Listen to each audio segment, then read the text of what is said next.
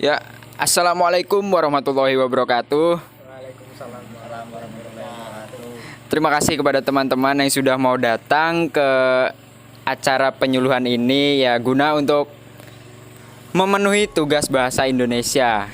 Selamat sore menjelang maghrib. Karena waktu sudah mulai mepet, jadi saya mulai saja ini penyuluhannya. Penyuluhannya ya bertemakan tentang cara meminimalisir pengeluaran biaya pakan pada ayam petelur.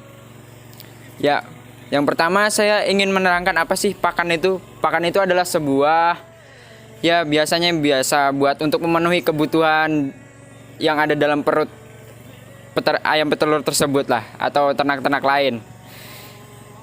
Ya, pada intinya cuma gitu saja. Jadi saya lanjutkan cara meminimalisirnya. Cara meminimalisirnya ada dua opsi. Yang pertama itu bisa menggunakan limbah sayur yang ada di pasar-pasar, ataupun juga menggunakan bahan-bahan yang ada di sekitar lingkungan kita. Contohnya kangkung yang ada di sawit sana. Ya, mungkin cuma segitu saja yang bisa saya sampaikan.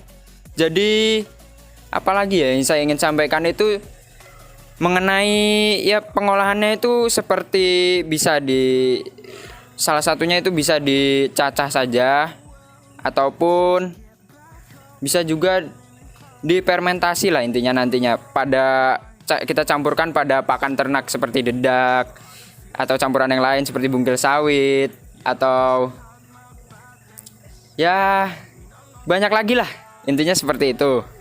Jadi pada intinya setiap peternak ayam petelur itu sebisa mungkin untuk bisa meminimalisir pengeluaran biaya pakan. Ya, sekian itu dari saya. Jika ada yang ingin ditanyakan, silakan ditanyakan. Izin bertanya. Di sini saya ingin menanyakan apakah peternakan ayam petelur harus bisa meminimalisir pengeluaran biaya pakan? Ya, untuk meminimalisir pengeluaran biaya pakan sendiri sangat penting bagi peternak. Apalagi contohnya ini ayam petelur yang kita lihat sendiri, harga telur sekarang pun mulai turun akibat adanya kebijakan dari pemerintah. Dan dari situlah peternak harus bisa pintar-pintar meminimalisir pengeluaran biaya pakan tersebut dengan ya selalu memperhatikan juga kandungan-kandungan yang masih terkandung dalam pakan yang akan dipakankan kepada ayam petelur tersebut, sehingga ayam petelur tersebut masih bisa mencukupi, ataupun pakan tersebut masih bisa mencukupi kebutuhan yang diperlukan bagi tubuh ayam petelur tersebut. Dan juga untuk meminimalisir ya kita lihat sendiri ya, dengan kita bisa meminimalisir pengeluaran biaya pakan tersebut, kita akan bisa mendapatkan banyak ya sedikit keuntungan yang lebih meningkat daripada kita tidak menggunakan alternatif seperti menggunakan limbah sayur dari pasar ataupun kangkung yang ada di sekitar lingkungan kita. Jadinya itu akan menambah sedikit penghasilan kita bagi para peternak. Ya, mungkin itu saja. Jadi ada yang ditanyakan lagi? Izin bertanya bagaimana cara pengolahan bahan tersebut? Seperti yang saya sebutkan tadi, cara pengolahannya itu cukup mudah. Kalau dari saya itu bisa dicacah-cacah. Itu biasanya nanti dia akan sampai lembut, untuk dicacahnya sampai lembut.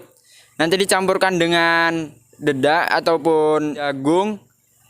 Setelah itu baru kita fermentasi menggunakan yang namanya ya bantuan mikroba, namanya E4, ataupun kita campurkan molase.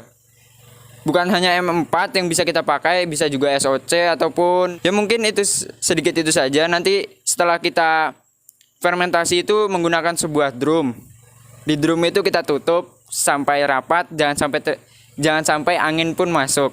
Nanti dia akan jadi, dan besoknya pun atau 2 hari 3 hari itu baru bisa digunakan untuk dipakankan ke ternak tersebut. Ya, jadi kesimpulannya bisa kita simpulkan di sini semua dari ya meminimalisir pengeluaran biaya pakan itu sangat penting intinya bagi peternak. Oke, sekian, terima kasih. Ya, sekian dari saya. Jika ada salah kata, mohon maaf. Wabillahi taufiq wal hidayah. Wassalamualaikum warahmatullahi wabarakatuh. Waalaikumsalam.